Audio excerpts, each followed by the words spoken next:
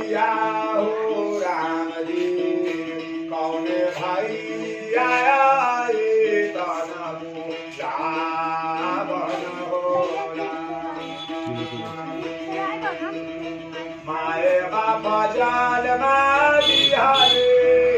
ब्रह्मा मोरा दिखालन पानी किया हो राम जी जम भाई आया ये तनमु रावण हो किया हो राम जी जम भाई आया ये तनमु रावण हो अनधन बनले रहले माए बाप संगमु न जाइए किया हो राम जी नेकिए हो धर्म वे संगवाद जाए तो हो राम किया हो राम जी नेकिए हो धर्म में संगवाद जाए तो हो राम माए बाप घेराले रहले कुल परिवार हो रहले किया हो राम जी हंसा दे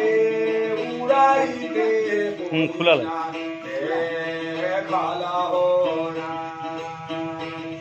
किया हो राम जी हंसा दे उड़ाई दे खल हो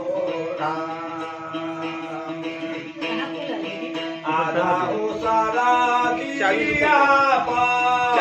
हंसा राजा चली हो गई किया हो राम जी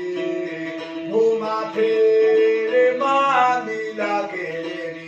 नारल हो किया हो राम जी घुमा फेरे मानी लगे नारल हो यही रे मंदिरा बाबे बाला सुख कलिया हो राम जी किया हो